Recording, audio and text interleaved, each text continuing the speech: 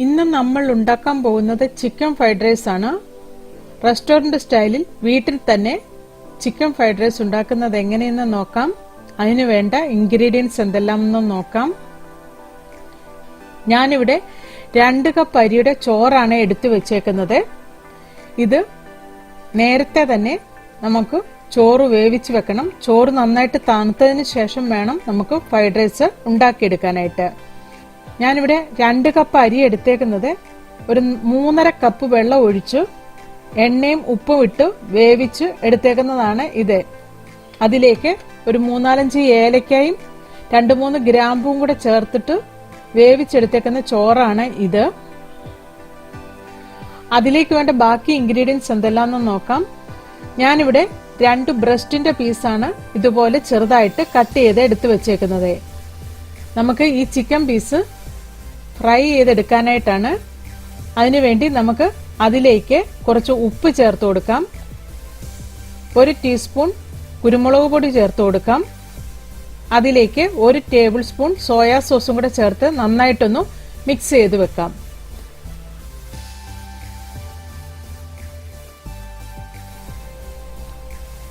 അതിലേക്ക് 1 table spoon കോൺഫ്ലവറും കൂടെ ഇട്ട് കൊടുക്കാം. ഇതും കൂടെ ചേർത്ത് നന്നായിട്ടൊന്ന് മിക്സ് ചെയ്തതിന് ശേഷം ഒരു അരമണിക്കൂർ ഇത് റെസ്റ്റ് ചെയ്യാൻ വെക്കാം. അതിനുശേഷം നമുക്ക് ഈ ചിക്കൻ പീസ് ഫ്രൈ ചെയ്ത് എടുക്കണം.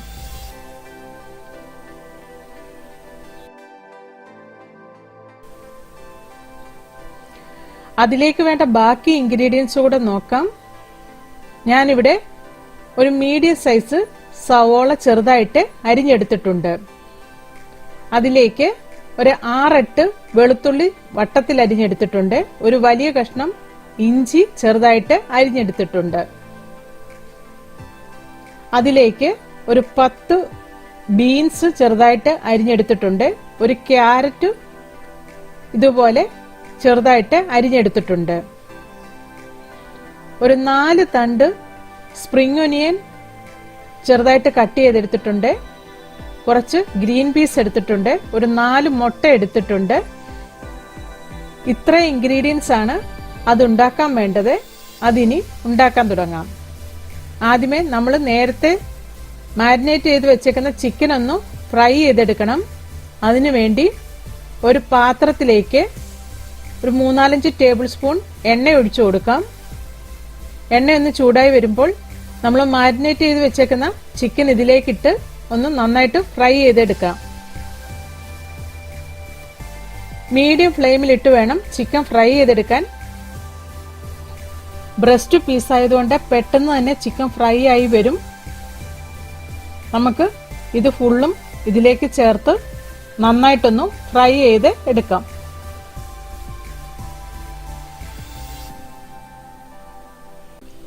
രണ്ട് സൈഡും നന്നായിട്ട് ഫ്രൈ ചെയ്തെടുക്കണം. ഇതുപോലെ നമുക്ക് ഇളക്കി കൊടുത്ത് നന്നായിട്ട് ഫ്രൈ ചെയ്തെടുക്കാം. ഒരു 3-4 മിനിറ്റോളം നമുക്ക് ഇത് ഫ്രൈ ചെയ്തെടുക്കാനായിട്ട് ടൈം വേണം. നമുക്കിത് നന്നായിട്ടൊന്ന് ഫ്രൈ ചെയ്ത് എടുക്കാം.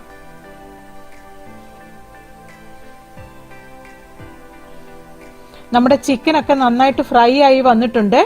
അതിനി ഒരു പാത്രത്തിലേക്ക് മാറ്റിവെക്കാം. നമ്മുടെ ഈ ചിക്കൻ ഫ്രൈ ചെയ്ത ഈ എണ്ണയിൽ തന്നെ നമുക്ക് ആ എടുത്തു വെച്ചേക്കുന്ന 4 മുട്ടയും കൂടെ ഫ്രൈ ചെയ്തെടുക്കണം. ഒന്ന് നന്നായിട്ട് ചിക്കി പൊരിച്ചെടുക്കാനാണ് പോകുന്നത്.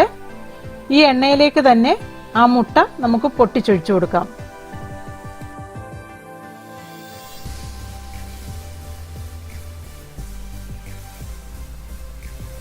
നാല് മുട്ടയും പൊട്ടിച്ചൊഴിച്ചതിന് ശേഷം അതിലേക്ക് കുറച്ച് ഉപ്പ് ചേർത്ത് കൊടുക്കാം.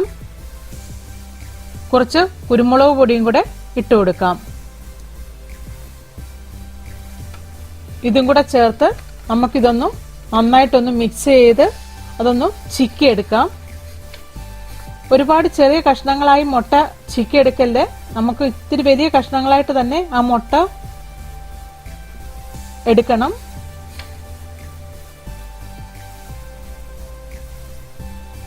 നമുക്ക് ഇതും കൂടെ നന്നായിട്ടൊന്ന് ചിക്കി പൊരിച്ച് വേറൊരു പാത്രത്തിലേക്ക് മാറ്റിവെക്കാം.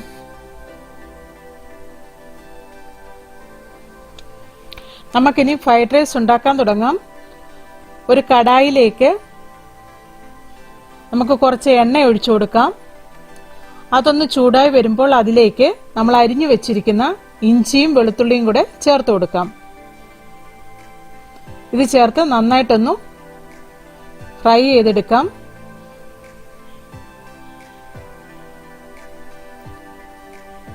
ആ എണ്ണയിൽ കിടന്ന് ഇഞ്ചിയും വെളുത്തുള്ളിയും ഒന്ന് നന്നായിട്ട് ഫ്രൈ ആയി വരണം.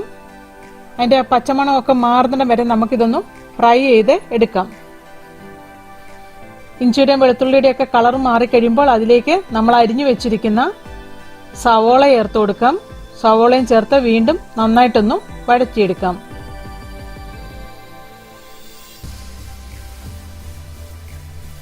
സവോളയൊക്കെ നന്നായിട്ട് വഴന്നു വന്നാൽ മതി.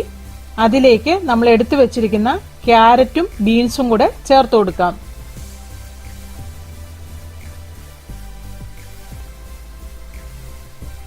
അതും ചേർത്ത് വീണ്ടും നന്നായിട്ടൊന്ന് ഇളക്കി യോജിപ്പിക്കാം.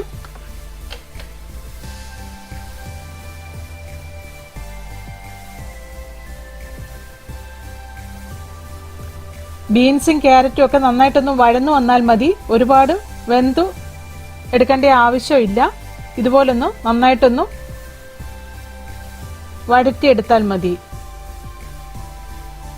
അതിലേക്ക് നമുക്ക് ഗ്രീൻ പീസ് ചേർത്ത് കൊടുക്കാം. ഗ്രീൻ പീസും ചേർത്ത് വീണ്ടും നന്നായിട്ടൊന്നുകൂടെ ഇളക്കി യോജിപ്പിക്കാം. ഞാനിവിടെ എടുത്തിരിക്കുന്നത് ഫ്രോസൺ ഗ്രീൻ പീസ് ആണ്. അതുകൊണ്ട് ഈ വെജിറ്റബിൾസിന്റെ കൂടെ കിടന്ന് ഒന്ന് നന്നായിട്ട് വേവിച്ചെടുത്താൽ മതി. അതിലേക്ക് നമുക്ക് കുറച്ച് കുരുമുളക് പൊടിയും ഉപ്പും ചേർത്ത് കൊടുക്കാം. ഈ വെജിറ്റബിൾസിന് ആവശ്യമുള്ള ഉപ്പും കുരുമുളക് പൊടിയും മാത്രം ചേർത്ത് കൊടുത്താൽ മതി. അതും ചേർത്ത് വീണ്ടും നന്നായിട്ടൊന്നുകൂടെ ഇളക്കി യോജിപ്പിക്കാം.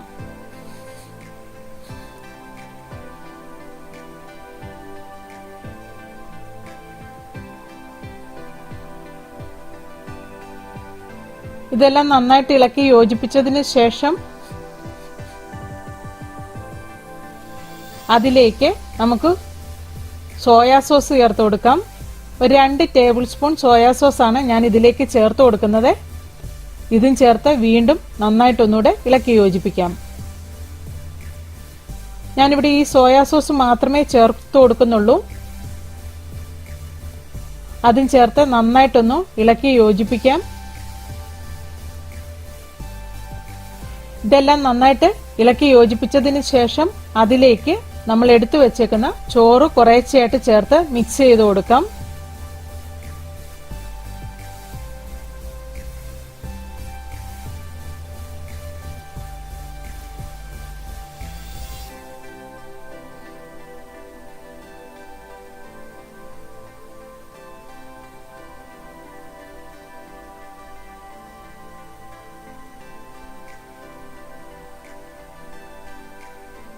ചോറും വെജിറ്റബിൾസും എല്ലാം നന്നായിട്ട് മിക്സായി വരണം. അതുവരെ നമുക്കിതൊന്ന് നന്നായിട്ട് മിക്സ് ചെയ്ത് കൊടുക്കാം.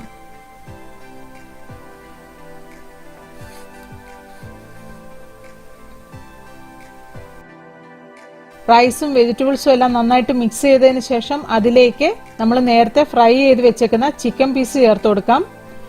ചിക്കൻ പീസും ചേർത്ത് വീണ്ടും നന്നായിട്ടൊന്നുകൂടെ മിക്സ് ചെയ്ത് കൊടുക്കാം.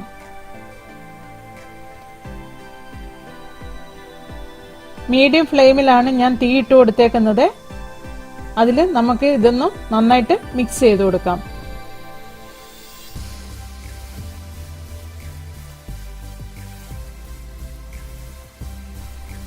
അതിലേക്ക് നമ്മൾ എടുത്തു വെച്ചേക്കുന്ന ചിക്കൻ മുട്ടയും കൂടെ ചേർത്ത് കൊടുക്കാം.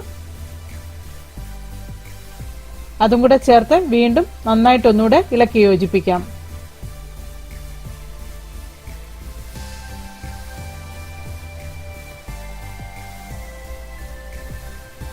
നമ്മുടെ ചോറും വെജിറ്റബിൾസും ചിക്കനും മുട്ടയെല്ലാം കൂടെ നന്നായിട്ട് മിക്സ് ചെയ്ത് കൊടുക്കാം.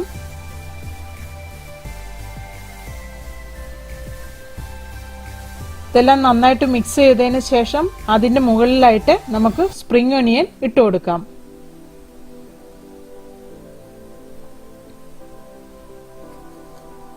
ഇതും കൂടെ ചേർത്ത് വീണ്ടും നന്നായിട്ടൊന്ന് ഇളക്കി യോജിപ്പിക്കാം.